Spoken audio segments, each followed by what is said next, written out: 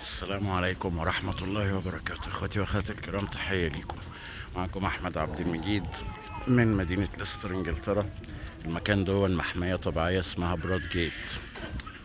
زي ما انتم شايفين من خيرات ربنا غزلان، طواويس، سناجب، مجاري مائية، بيوت قديمة أثرية ملهاش أول من آخر. وشايف احترام الناس، قال لهم ابعدوا عن الغزلان بمسافة 10 متر، محدش قرب ولا حد جري وراهم ولا الهوا.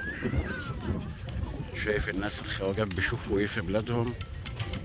أدا الإنجليز اللي بقولك مش لاقيين ياكلوا ومتدمرين وحالتهم كرب ومش عارف ايه وايه وايه. شوف الإنجليز اللي حياتهم متدمرة.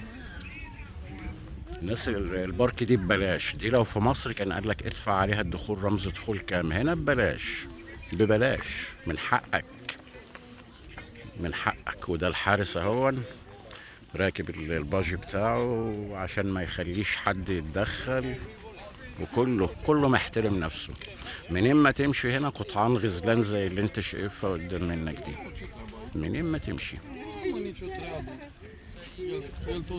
منين ما تمشي هو ده اللي بتشوفه. مجاري مائية وغابة ملهاش أول من آخر. دي الغابة اللي بيقولوا إن عمنا روبن هود عمل، كان موجود هنا وكان عايش هنا. البيت اللي قدام منكم ده بيت أثري قديم بناه هنري الثامن، واحدة من بناته ملكة آن باين بيقولوا على، وبلادي ماري مش فاكر. كنت أنا صورت حلقة من هنا قبل كده.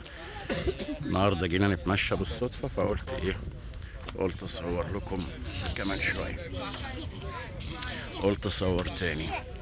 دي اسمها براد جيت، محمية طبيعية محترمين.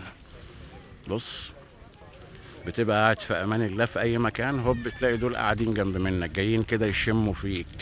لا حد بيصطادهم ولا عيل بيجري وراهم، ولا في النهاية تلاقي ورق ولا زبالة ولا تلاقي اي حاجة. وشوف اللاندسكيب حوالين منك.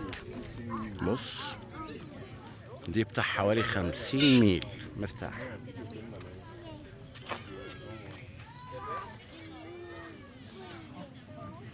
50 ميل مرتاح، كلها شجر. مفيش حد هنا بيرمي ورقة ولا بيرمي أي حاجة. احترام. الشجر اللي قدام منكم ده أعماره بال1000 سنة وبال2000 سنة. القصر اللي قدام منكم مبني بقاله أكتر من حوالي 1000 سنة، محدش أذاه ولا خلع منه شباك ولا خلع منه شجرة. مجاري مائية وأنهار وترع وريزرفوار، بحيرة طبيعية بتخزن مية الشتاء موجودة قدام هنا. كنت أنا عملت عنها 3 حلقات قبل كده اسمها براد جيت، بس النهاردة قلت أفكركم بيها تاني بما إني جيت هنا.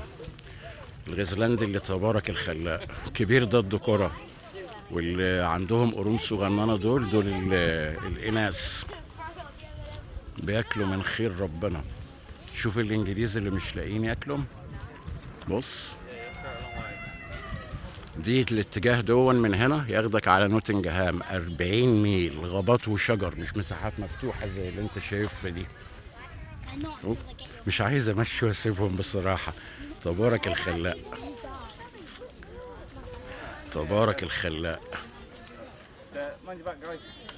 ده لحوم كلاب. 40 meters, please. Okay. يس مان، سوري.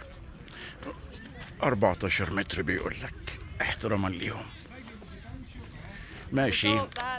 ما قلنا نصور لكم على السريع حاجة نظيفة أو منظر كويس يشرح بيه نظركم. البارك ده أنا صورت كله قبل كده، اسمه براد جيت، ابقوا ادخلوا على الحلقة.